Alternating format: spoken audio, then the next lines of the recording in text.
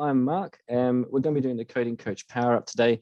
And so we'll go through a little bit of content that we have here at the Raspberry Pi Foundation. And the intention of this whole thing is to help support you through your PA computing journey and making a Raspberry Pi competition entry. And so, as I say, I'm Mark. I'm the informal learning manager at Raspberry Pi, which means that I do sort of learning content for informal situations. So this sort of thing perfectly classifies for that. If you're not in a schoolroom, if it's not a structured formal learning thing, then I'm the guy who does content for that sort of thing. And so in the course of the thing today, if you have questions, pop them in the chat. And then at the end of every section that I'm doing, I'll go for the overview in a second, but the end of every section, we'll go through all the questions and the most popular ones. That way, we're not getting people raising hands in the middle and we can get through nice and quick. So there'll be time at the very end for even more questions. So I've got a chunk of time put aside. So at the end, we'll get all the questions and we'll answer them all at once. So just pop them in the chat and Beth will collate them for us. The next thing, so the overview of the session today. So that's this and the introduction. So you know me, we're going through this list here so we can move on to the next bit, which is what is the Raspberry Pi Foundation? I'm going to quickly run through that. So what do we do as the foundation part of the company that makes the computer? So they're two separate entities and not everybody knows that.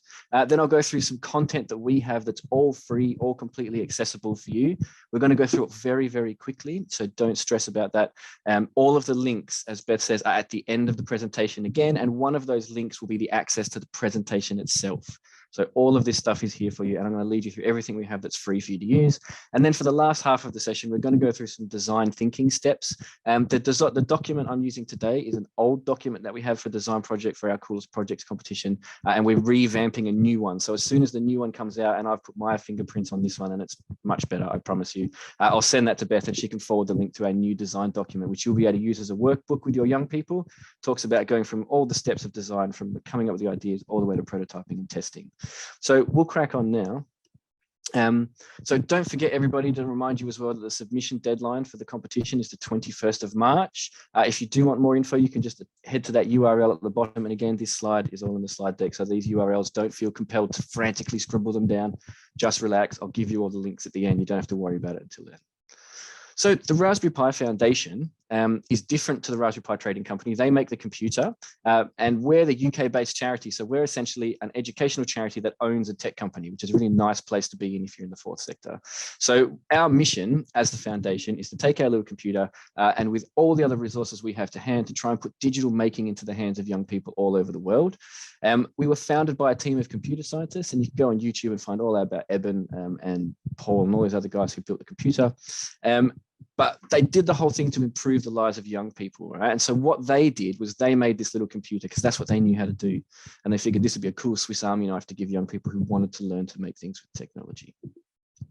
The projects that we have as the foundation, so all of these things are free. We have Coder Dojo and Code Club, which are our two major sort of big things that we do, our flagship brands, I guess you could call them. And they're two coding club type things. Some of you may be involved in one of these two other things. Coder Dojo is much more casual for slightly older kids, runs on weekends. Lots of tech companies run one from their office, or you have it in a public library. Whereas Code Club is very similar, but much more schools based. So if you're a teacher in a school, then you may have a code club there, and that sort of runs every week for young people with a structured curriculum. We have Pi Academy, which we haven't run in a very long time. Thank you very much, COVID, where we train teachers. So you come in, do some training, do some coding with us, hands-on stuff, and we get you upskilled on doing some Raspberry Pi work. And then Scouts, AstroPi, and National Citizen Service are all content projects that we have where there's lots of cool things that you can grab and use for your young people. So the Scouts, we have some really cool resources, and I'll go through that in a little while. AstroPi is this competition we run every year where your young people can run Python code on the International Space Station. We just sent 2 new computers up to the space station, and your young people can then enter the competition and write code. We'll go through that in a little bit as well. And then the NCS is a project we used to run where we used to get young people to come in and run a hackathon. So over 2 days, they would come in, they'd be given the roles of a startup. They'd play this role-playing game over 2 days where we taught them agile development. We taught them a bit of basics of Python programming. We taught some sales and marketing, how to pitch your project, and all these sorts of things that culminated in like a Dragon's Den style thing for these young people. And that was really fun. And the resources for that are available, even though they're quite advanced. So they would be very advanced resources. So when we say putting digital making into the hands of young people, what am I talking about, right? That's a bit jargony. So digital making is literally when you make stuff with technology. And technology can be loads of things, okay? So that's computers, microcontrollers, electronics, using straight up programming, making digital media, videos, pictures in Photoshop, right? Wearable technology, anything like that. If you're making chip tune music on a piezo buzzer using PWM frequencies in Python, you're making things just as much with technology as someone who's recording their voice and remixing that in a sound app. It's all digital making. It's all good. And so, like I say, these things can be websites, video games, actual physical project makes, right? Like my little robot that I have sitting on the desk here. Okay, that's also digital making. Making a movie, making a song with your band and recording it, remixing it, all of it is digital making. And inside of this sort of thing, we have these digital making skills. So we try to focus as part of our curriculum in the Raspberry Pi and all the resources I'm about to show you. These are the 6 main skills that we think about when we talk about digital making. So programming and software development is obviously a huge one. It's a huge chunk of what we do. It's very important. We talk about computer science, which is the understanding of logic and how machines operate, like what circuitry is, what a transistor is, what a chip is, all these sorts of things. We talk about physical computing, which is like making stuff. Okay, so getting into the real world, doing things with LEDs, buttons, bits of cardboard and aluminium foil. Design, manuring, and fabrication, which is the building of those things. We look at 3D printing, laser cutting, and cutting up bits of cardboard with scissors, sticking them together with duct tape, all of that stuff. All of these things here, you can see we've got design, manufacturing, and fabrication, problem solving, and community and sharing. So the last 2 are a little bit nebulous, I guess, or they're a bit fluffy in the sense that, well, how do you assess that?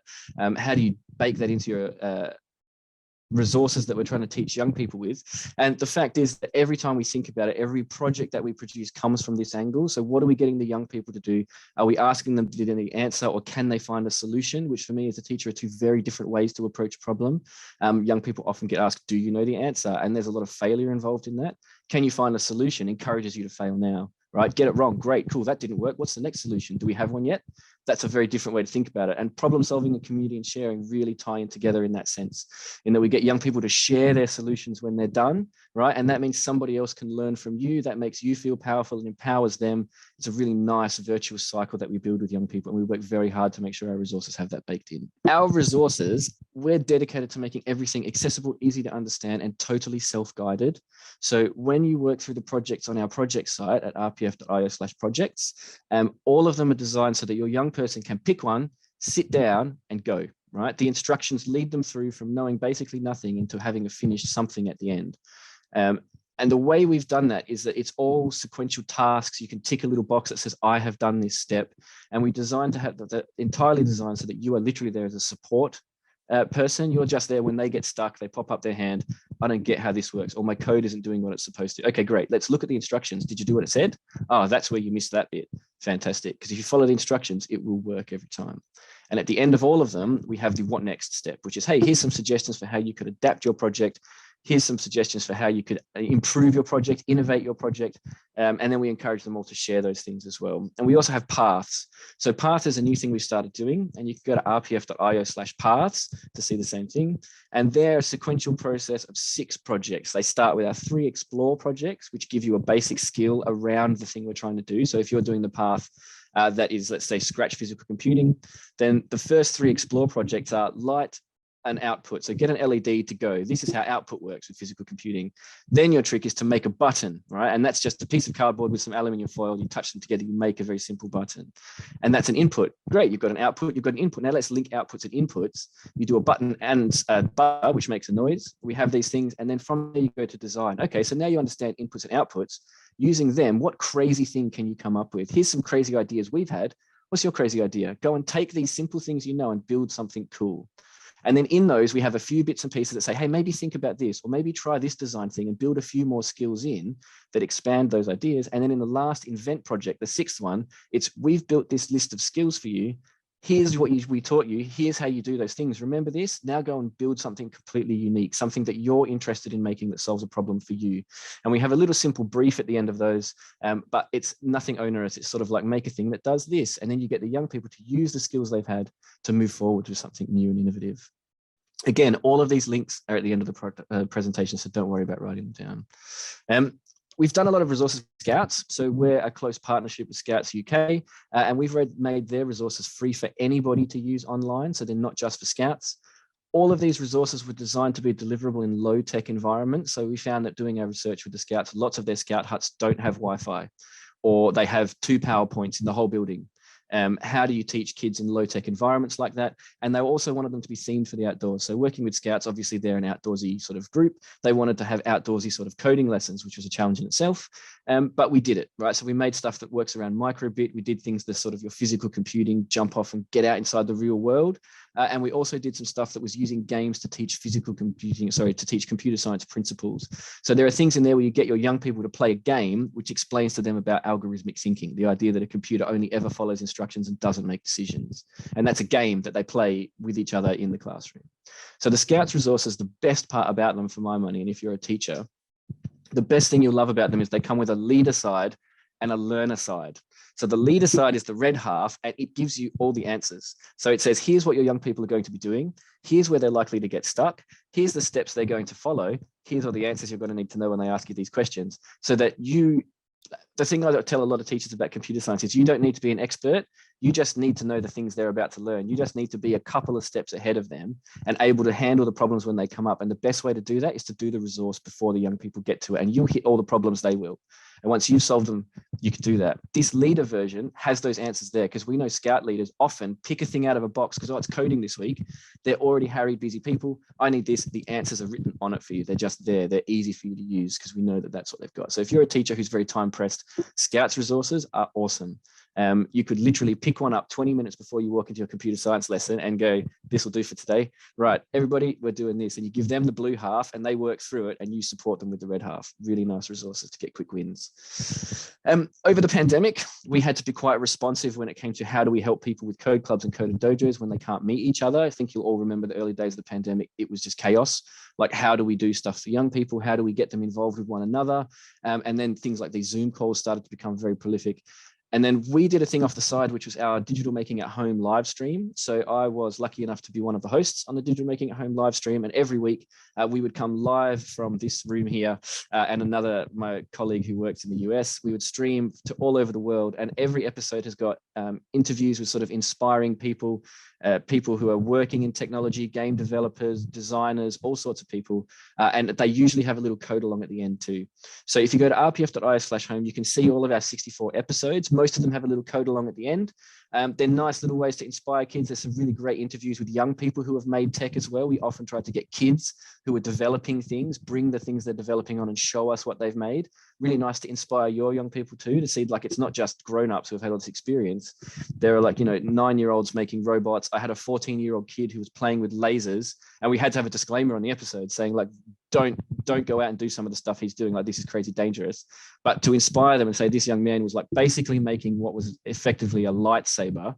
And it was mad. It was really, really cool to see. So they're all free online.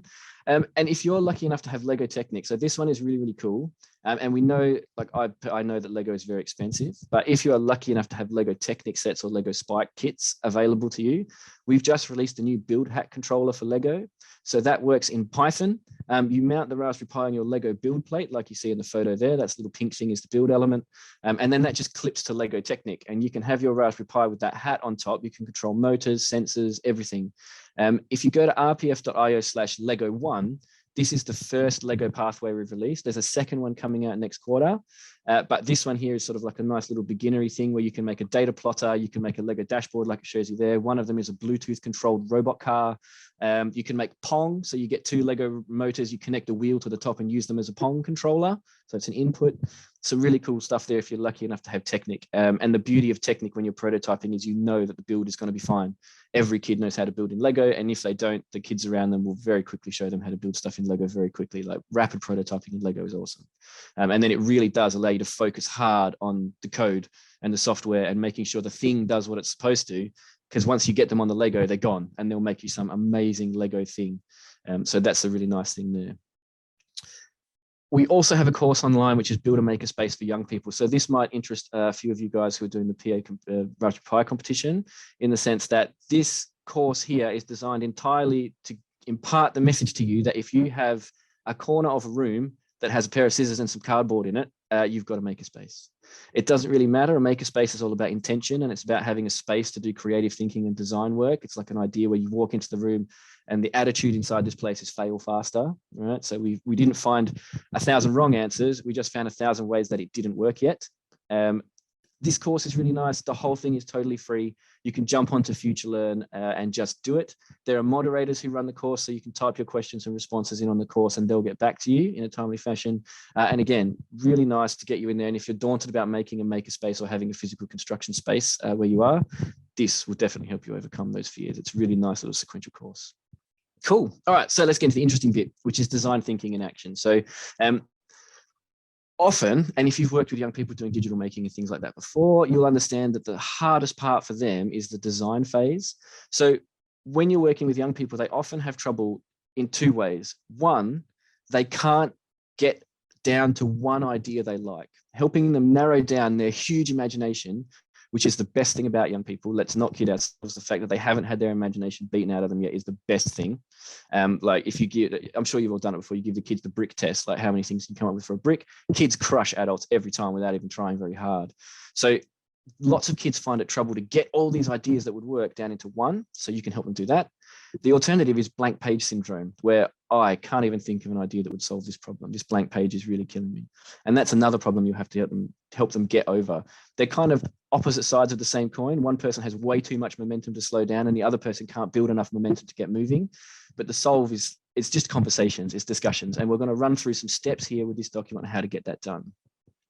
So as I said, this document was made for our Coolest projects, and this is our old document, the new one. So I didn't write this document, but the new one I did. So the new one will be way better because it's taken this one and I've adapted it, changed it, updated it, made it more relevant for things like being distributed in the pandemic. If maybe you can't all get together in person, there's some stuff about that in the new documents for you. So this one here will run through it because the steps, the content, the ideas are all the same. It's just the document will look a bit nicer when we send it to you.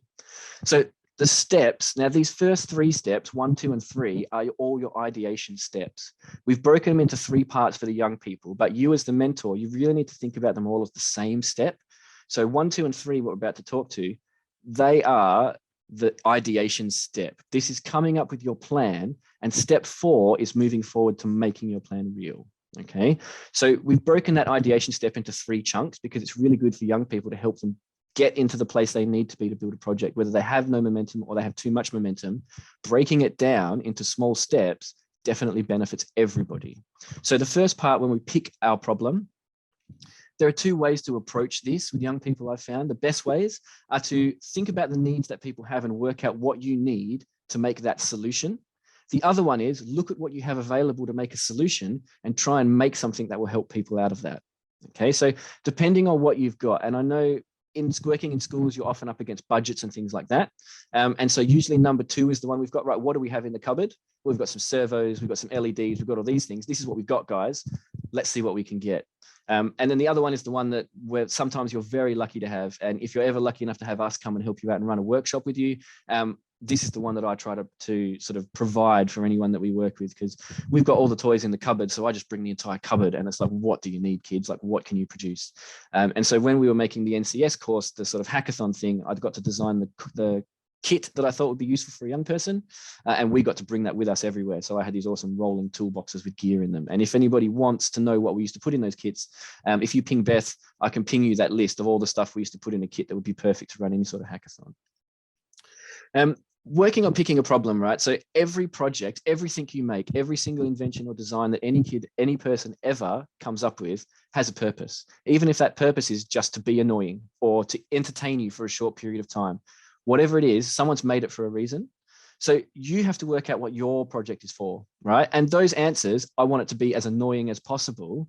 That's a solution. That's a thing. That's valid. Okay. If that's what you're going for, great. How do we do that the best way?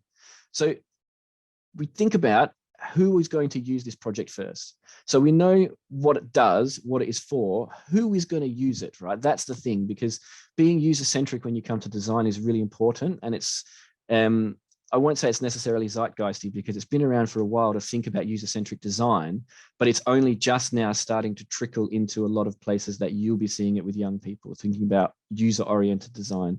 And so that's a big thing that you should be pushing on them, because if you want diversity, if you want inclusion, all these sorts of things, that comes down to user-centric design, right? Who is using this? And we'll talk about that in a little while. I've got a really nice story about the monkey and the fish that works to explain this really nicely.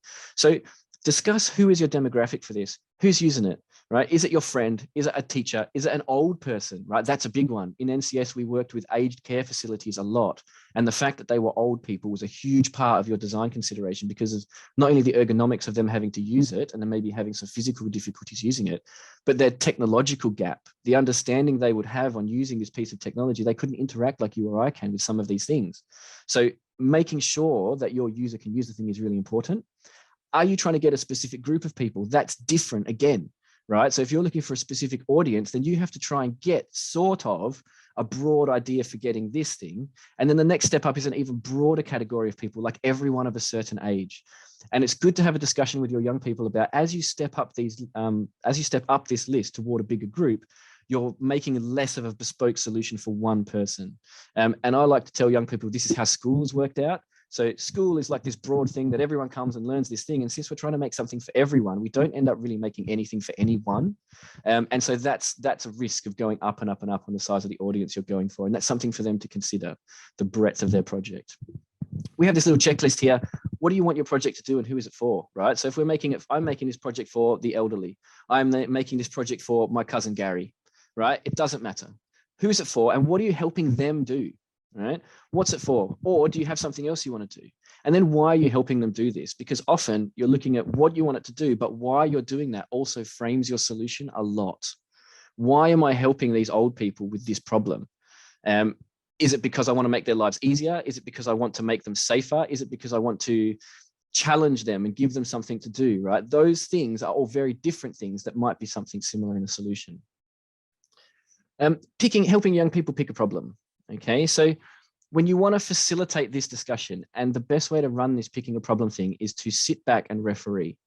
Okay, like young people, and we were all young people once, some of you may still be young people, I don't know. But young people hate being told what to say or what to think or when to say it. So if you just go, right, what are we doing? Who are we helping? And wait, right? See what happens. The ideas for facilitating this discussion, there's a few ways to do it because you do need a prompt, right? Giving young people that blank page, they're going to do nothing. So one of them you can do is, if you had £1 million, what would you make for this problem? If we had unlimited budget, right? So Elon Musk has come to you and said, I want to take your little company and we're going to make your thing. Here's £1 billion. Go.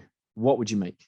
That's a really nice one to get loads of pie in the sky ideas, right? If you want them to be thinking really broadly, that's a really great question. You've also got another one where you've got like news articles, what is happening in the world. Okay, so we're thinking big picture, pie in the sky ideas, huge problems in the world. How do we solve this problem? How do we solve the droughts in Nairobi, right? That's a big thing that's happening in the world. Those are huge concepts, right? And that allows people to anchor their things to these big concepts and start thinking really and sort of in a relatable way about those big ideas and throwing things out there. The other ones that are sort of a bit more granular and a bit more personal, you can see, are guest speakers. This is one that I really, really get behind. Of all of the ones here, this is my favorite.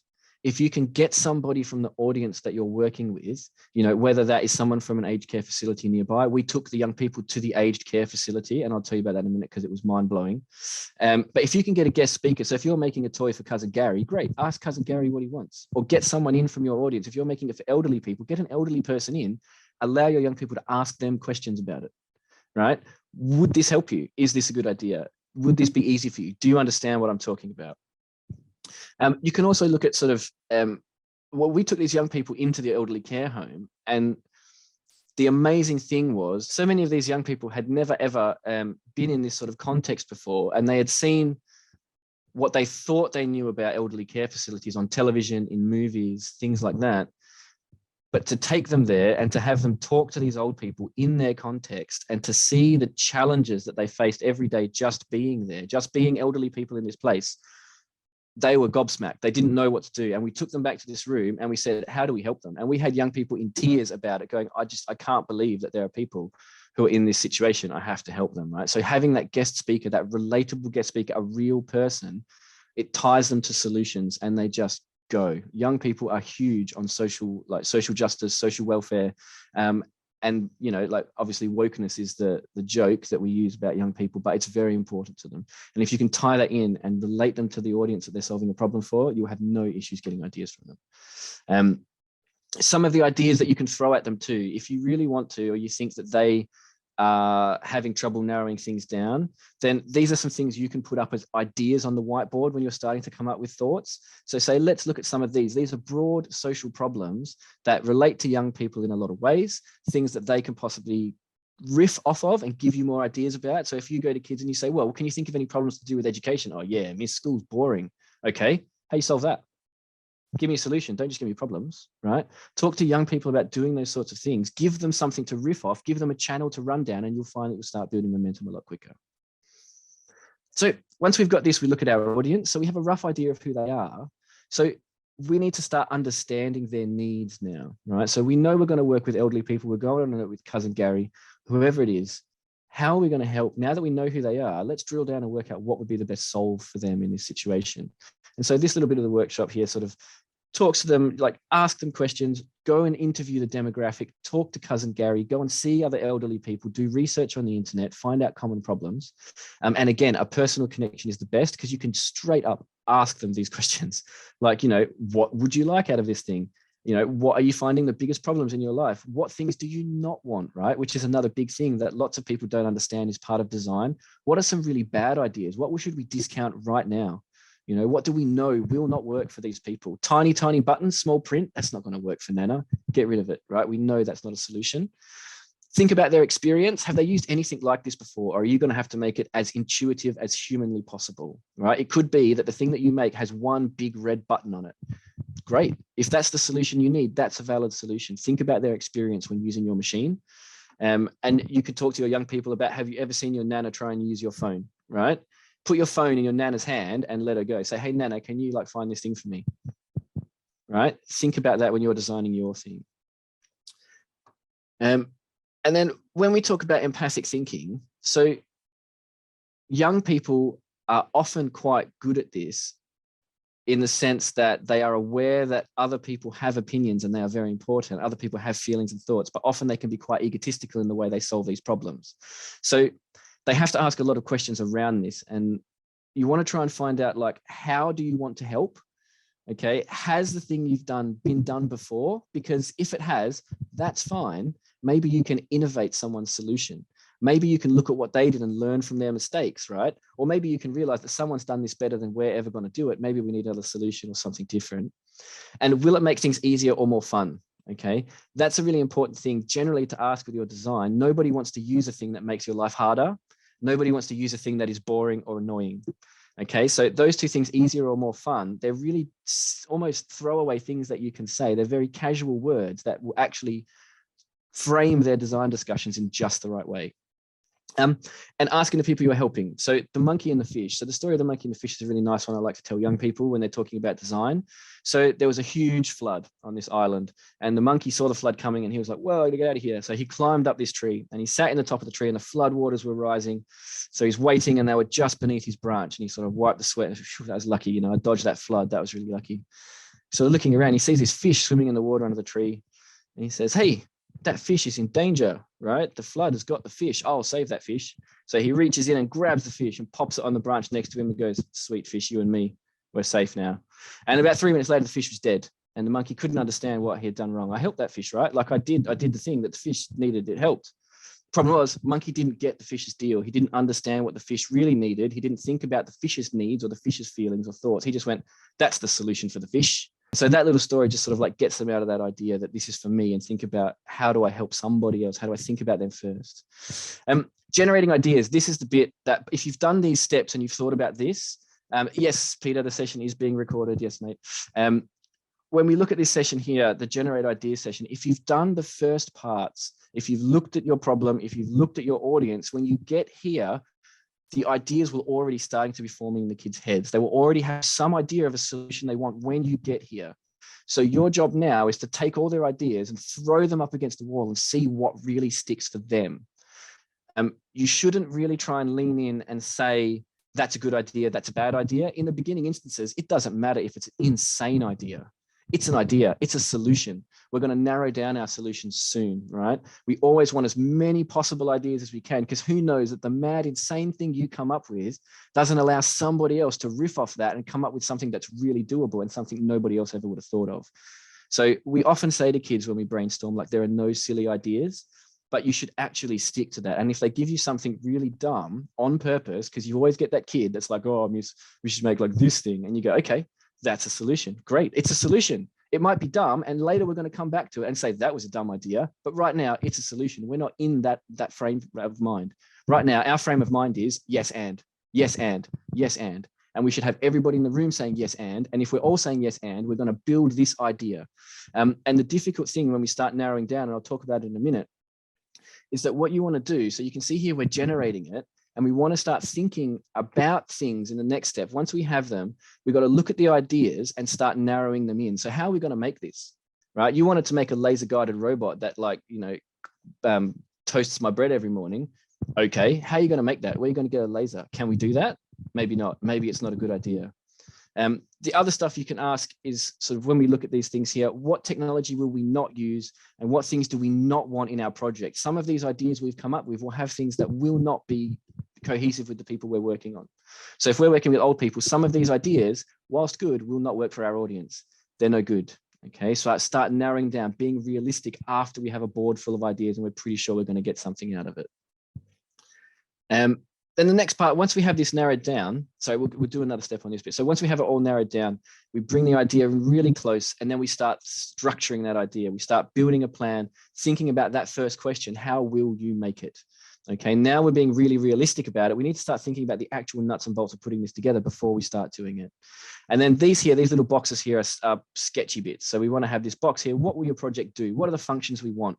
What do we want it to actually achieve? What do you want it to not do? Okay, and what parts are we going to use for this thing? So while we're doing the realism part and throwing ideas out, we're also molding the actual solution, because we're answering these questions for ourselves. Oh, we can't do that one because we don't have these things. But we do have these things, so these solutions are part of our shortlist.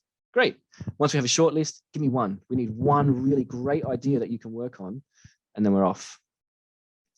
And then we're building, okay? And this is the part where kids will start to hair off, and they're gonna wanna go whoosh and disappear and start producing things at high pace. And you can't really let them. You have to tell them, no, no, no, no, no. We're gonna plan the whole design. Now we've answered our questions, you need a plan. Otherwise, we're just running around like crazy people. We're not actually building anything to spec. We don't have any idea of where we're going, where we've been, or where we are. Right? We're just running in circles. So think about all of these questions, and you'll see here the circles at the bottom of the page are to show your user journey. So this is to build a good UI for your person, or UX even.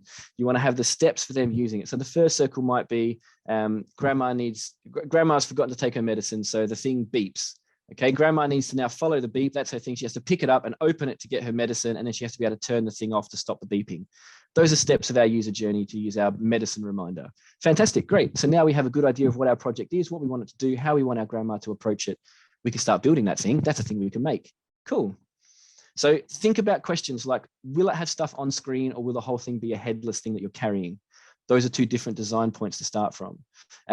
Does your thing have a start and an end, or is it a forever type thing? Is it a reminder that just keeps on trucking every day, 24 hours a day? It will remind grandma every 8 hours to get her medicine. Or is it something that grandma needs to interact with in order to make it happen? What information do you need from grandma in order to make this useful? All these sorts of things are questions about when we start doing the physical design of our machine and building it. We run through and do the sketch. This is a step that we all know. We've all done this. You do your little blueprint, you do a sketch to know what it looks like. If you're doing things that are on screen, have a series of screens for your UI. Explain to your young people to do me a wireframe, what they call in the industry a wireframe. Show me what those screens will look like. Each screen that they're going to see in this machine, show me what they look like. Just draw me a quick sketch. It doesn't have to be amazing. I just want to know, you know what the layout looks like, and you understand that needs big text, big button, this, that, whatever it is that's important. Once you're happy with this, all this design stuff is done. We have a plan. You've shown me a picture. I'm pretty sure you know where you're going. Let's start putting stuff together. Who's doing what? Okay, we start building, we start making it stuff. And the idea, the big thing about fail faster, and the important thing is, you're not making the finished product now, right? The first time you show me something that works, that's not your finished product. That is the bare bones first starting product. That's the MVP, right? This is the bare minimum of having a working thing. Great. Now that we've got this thing that goes, or maybe we don't, maybe you're coming to me saying, I can't get this to work. Fantastic. I'll get you through this hurdle. You crack on. Right? Come back to me when you get stuck again. And you can always improve your prototype. Okay. I tell the kids, what number iPhone are we on now? 13, right? They didn't stop at iPhone 1. They're now on iPhone 13 because they can keep making it better. As things change, as you get it stable, as you develop more ideas, you can make it better. You can build it, you can produce it. So this is your MVP, your minimum viable product. And then when we get to test and tweak, which is the next step, you go to your audience and you say, use this thing. This is the thing I built for you. How does it go? And they have a play with it. You get feedback from your audience. I love to use 2 stars and a wish. That's my favorite feedback. So 2 things you thought were great. I loved this. This was amazing. And I wish you could add this, or I wish you would change this about it, because that would make it way better. Okay. It's a nice positive way to frame your feedback. 2 great things, 1 thing you need to fix.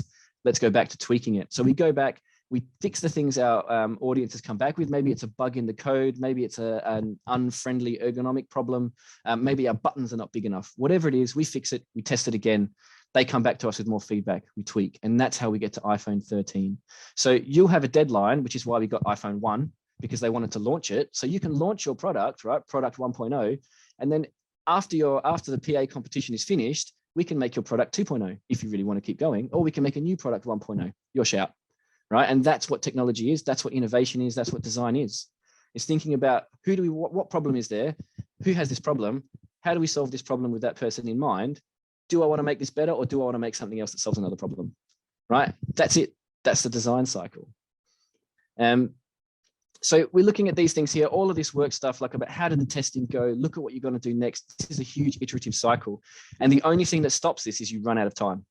Right, so the deadline for the competition pops up and you have to stop. So you submit the thing as good as it is. And very often you'll find that young people, you'll submit it and they'll go, oh man, I really wish I could have added this. Right? Or I wish we had time to do that. Great, mate, we'll have time. Don't worry. You can still keep working on it. That's fine. And so you'll see here, this is the overview. So this is the 5 steps that we have. Remember, the first 3 are all roughly the same, but we're breaking it down to make it easier for the young people. And again, you have these slides, they're all there for you. Do we have any questions? So what tips would you give for student motivation and encouraging them to get the best out of each team member? That's a great question. So I think making it relatable to them, like they have to care. Like for me, I was that kid, and you probably all got one, who said, why do I care about this? Like, how is this relevant to me? Why is this important? Like, and if you could crack me and tell me, well, and it didn't have to be much, excuse me, like, why do I have to learn algebra? Right? Well, because at some point in your life, you're going to have an unknown quantity that you're going to try and work out. And if you don't know how to do this, you're going to be the dumb kid that doesn't know how to do it. For me, great, that worked. That was enough for me. The empowerment angle was enough. But it's how you sell that empowerment to them. And the idea then that they are the leaders, I often, when I want to motivate young people, I 100% defer to them. The only time they hear from me is when I go, whoa, hold on. Like, let's be realistic here. Or hang on, everything's on fire. Let's stop and take a beat. Right? That's the only time they hear from me. I'm kind of a coach rather than a teacher. I'm not here to show you how to do a thing. What do you want to do? Oh, great, cool. You toddle off. And when you get stuck, you come see me. Oh, and make sure you've asked 2 of your mates before you come and see me, because they might know the answer. And if you ask them to do that as well, so this is how you get the best out of your team members. If someone's good, if they're, for lack of a better word, if they're the smart kid in the team, if they're the one who achieves, the achieving kid, sharing their expertise with other people in their team empowers them. Okay, it makes them feel valued. It makes them feel like they know what they're doing. Having the team members collaborate with each other before they come to you is really nice, in the sense that, yeah, we can solve this before we have to go to Sir, don't we? Yeah, we can handle this. That's fine. That's the attitude you want from them, that problem solving part, the idea that you can have them have a conversation, because by the time you come to me, you would best be really stuck. Right? Like, you best have tried a bunch of different stuff and you just cannot get past it. And that's when I will come and I'll help you and I'll save the day and get you past the bit you're stuck on, or we'll work through it together. Because 9 times out of 10, I don't know the answer either. And we go on Stack Exchange and we work through it together. So that's my tips, I guess. Let them, like, put them together, make them lead. And then you take a full on back seat to them and say, I'll help you when you're stuck. But other than that, like, you know, I'm here to back you up. That's it. I'm not the leader. I'm the support team. This is our final slide. This is all the links. And again, so the only one you really need to know, and Beth will send it to you, I'm sure, is rpf.io/PA slides. And I'll put it in the chat now. So rpf.io/PA slides. If you go to that one, that's the whole slide deck. And you can have all these here. All the links are on it. Everything is there for you. You can help yourselves. And I hope that this was a useful session. I hope that you guys picked something out of it.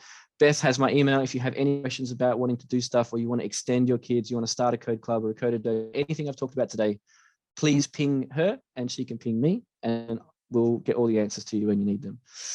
So yeah, thanks everybody. I had a really great time.